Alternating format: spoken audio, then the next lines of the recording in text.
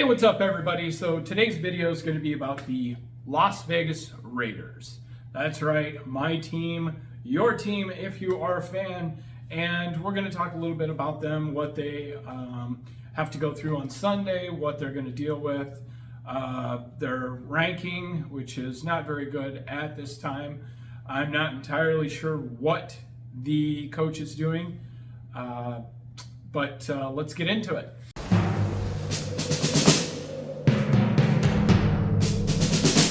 The autumn wind is a pirate, blustering in from sea. With a rollicking song he sweeps along, swaggering boisterously. His face is weather-beaten. He wears a hooded sash, with a silver hat about his head, and a bristling black mustache. He growls as he storms the country, a villain big and bold, and the trees all shake and quiver and quake as he robs them of their gold. The autumn wind is a raider, pillaging just for fun. He'll knock you round and upside down and laugh when he's conquered and won.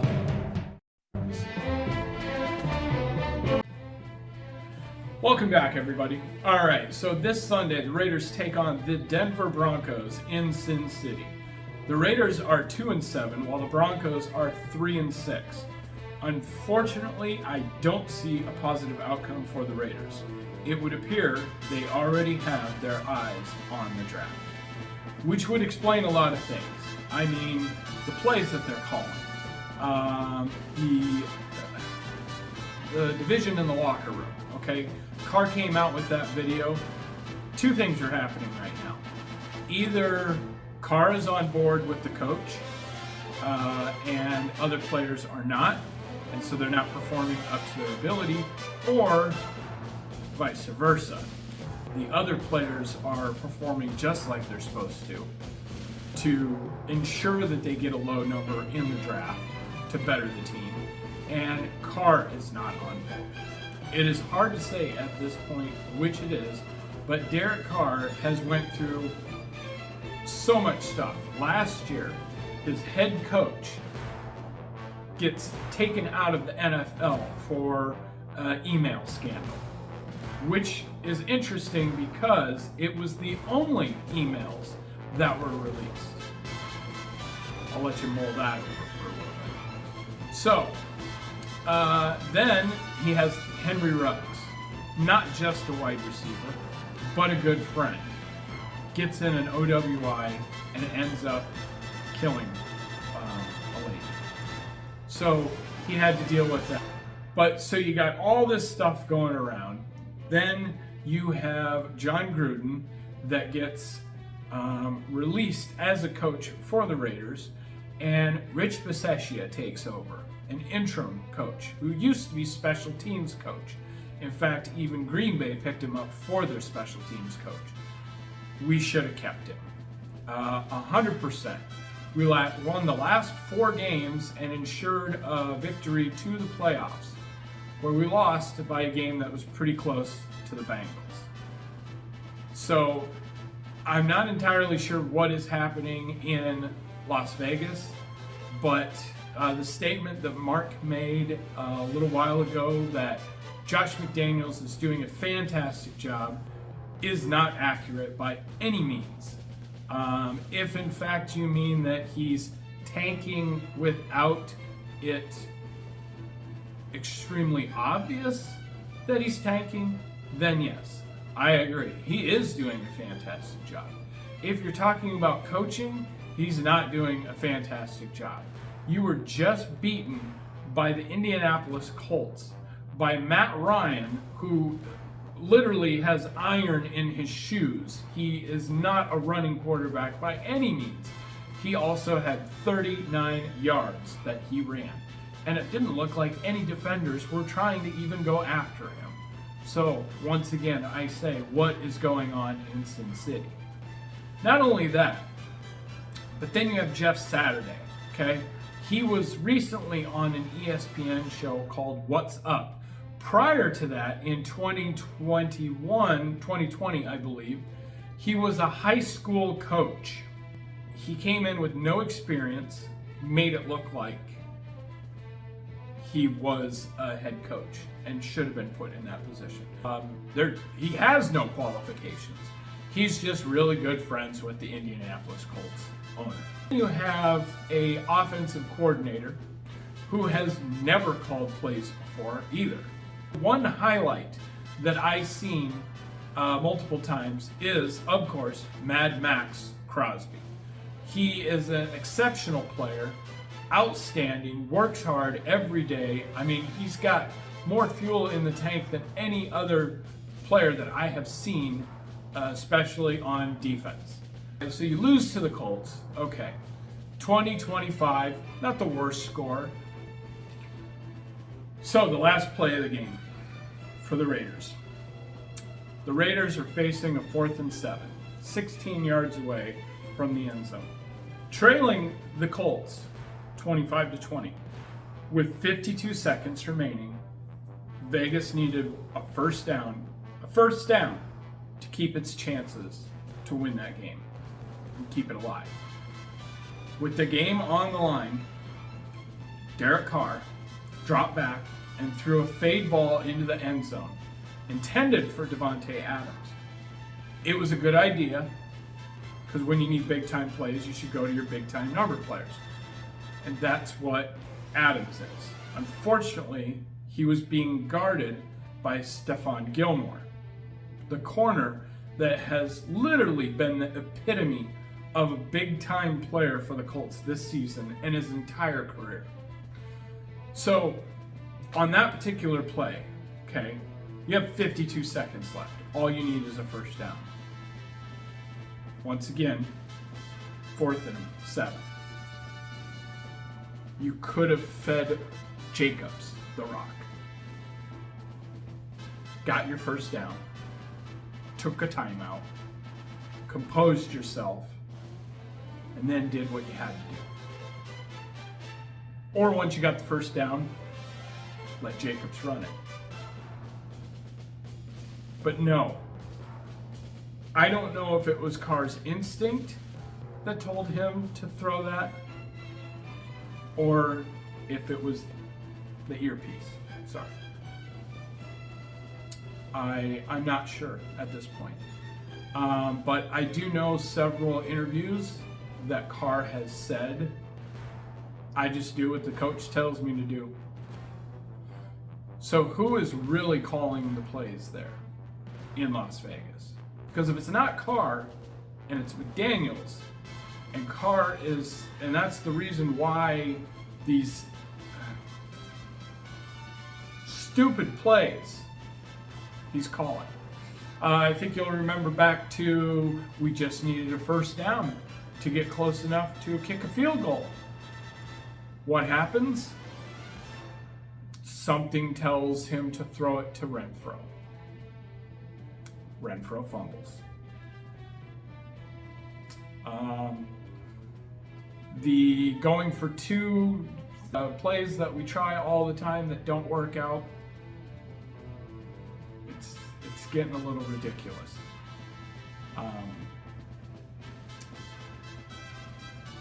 But let's get some of the stats, shall we? This is a divisional game, Week 4 rematch, where the Raiders won 32-23. If the Raiders are going to have any chance, they have to beat the offense.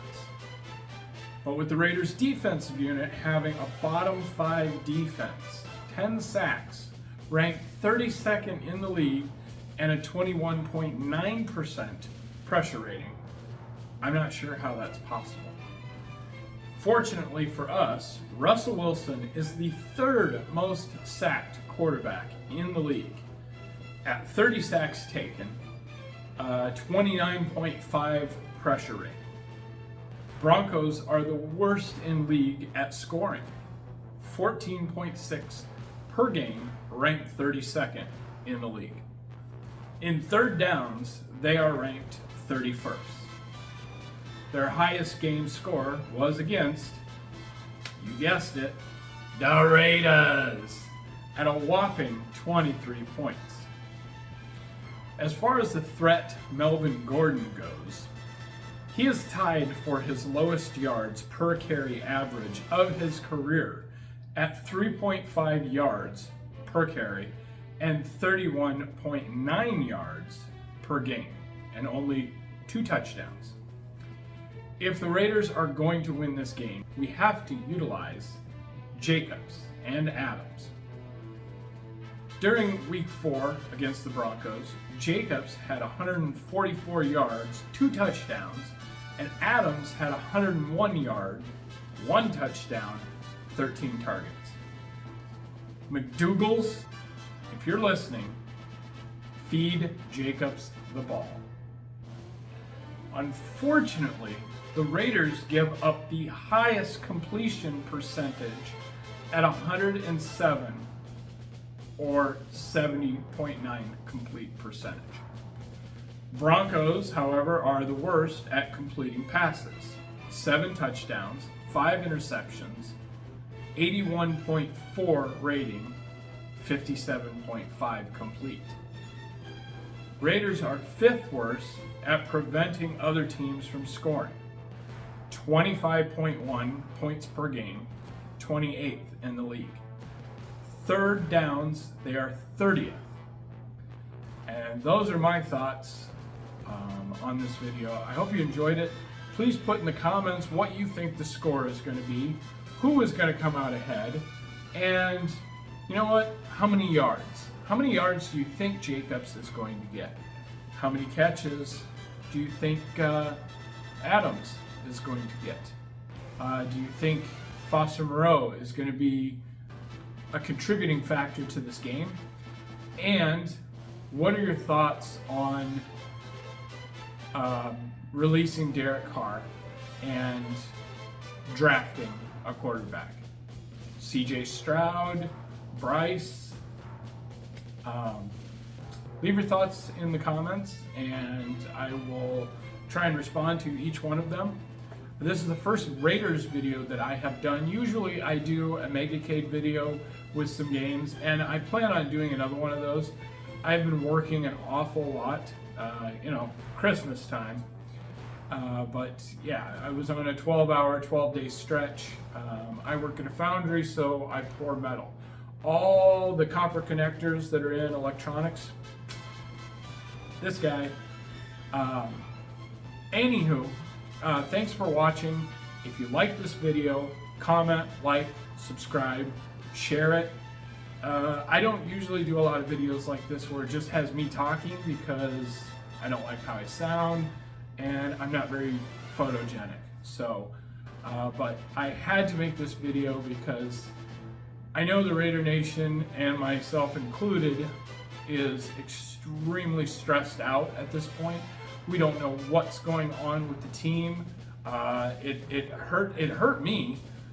Made me kind of emotional to watch the video with Derek Carr because.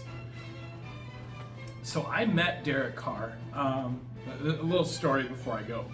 I met Derek Carr in Oakland, and this was back when they were in Oakland.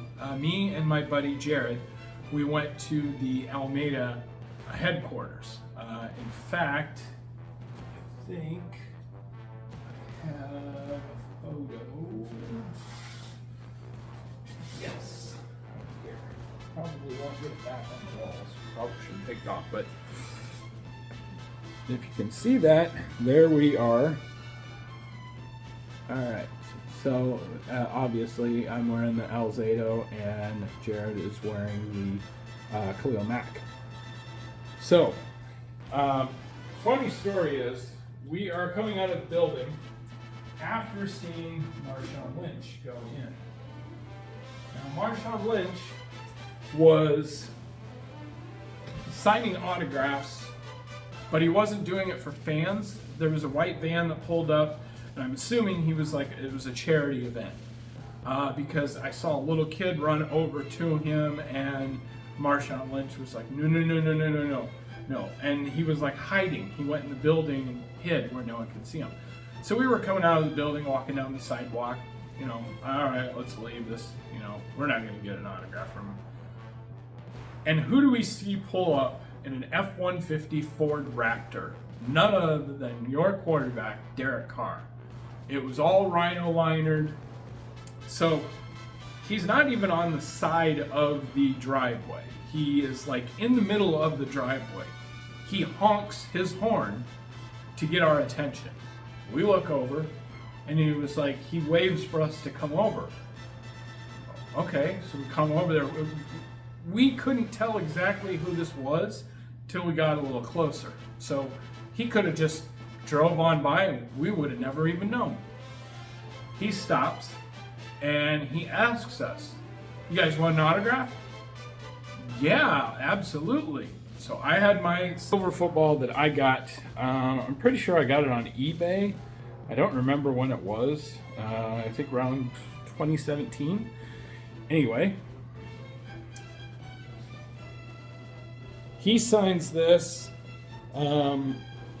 Had a couple signatures.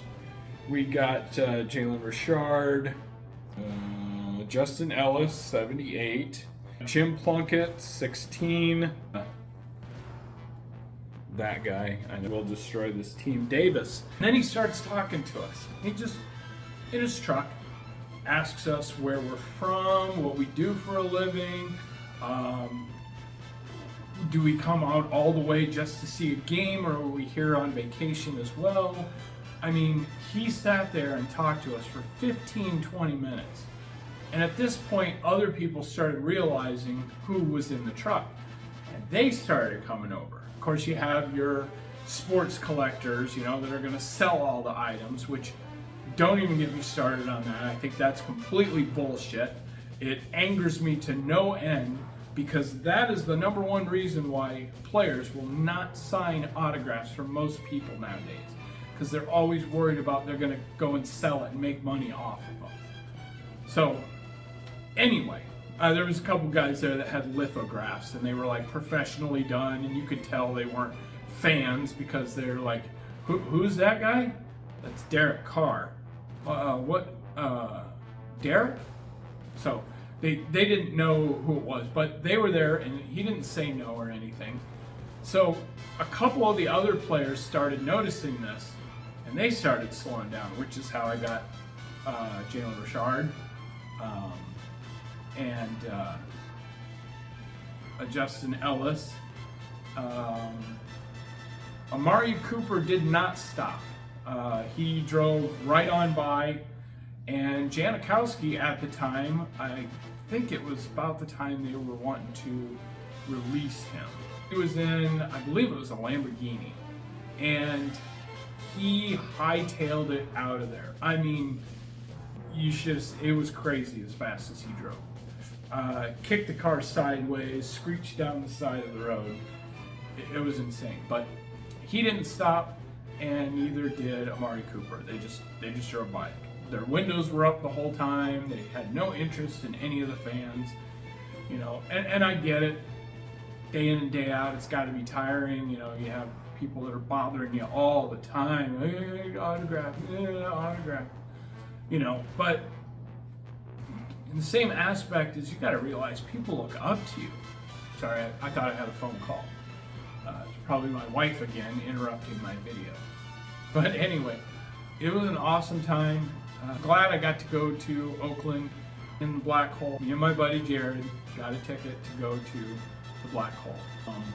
Brian B. Rowe, Raider B. Rowe, sells tickets, sells awesome patches. I got most of my patches from him. He does jerseys. He has new shirts that are coming out. It says "We Deserve Better." So shout out to B. Rowe. Other guy, Vic Bad Guy. I also get quite a few patches from him as well. Rick Selos took us to the Ted Hendricks bowling tournament that they have every year. In fact, they just had one. It was in Vegas this time, but Super Bowl ticket replicas that they signed, a silent auction, and I got a mini helmet with all their signatures, clip branches. So it was well worth it. Last but not least, Juan Flores. Never met him before, you know. Like most fans, you become friends on Facebook. You interact every once in a while, but you don't really expect someone to put that much hospitality. Try and make more. Hopefully they're a little more positive, and I won't be wearing the "This Team Makes Me Drink" shirt, which, by the way, I purchased from Chino Torres.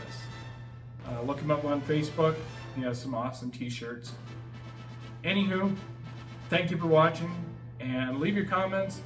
Give me ideas on what you'd like to see in new videos. I don't make videos very often, and I want to salute every single one of you that became subscribers, because it means a lot. I like doing these videos. I don't have a lot of free time. Hopefully one of these days I can win the lottery, and then I just do videos. Yeah, I appreciate you, and thank you for watching. Real quick, before I go, one last thing. Just win, baby!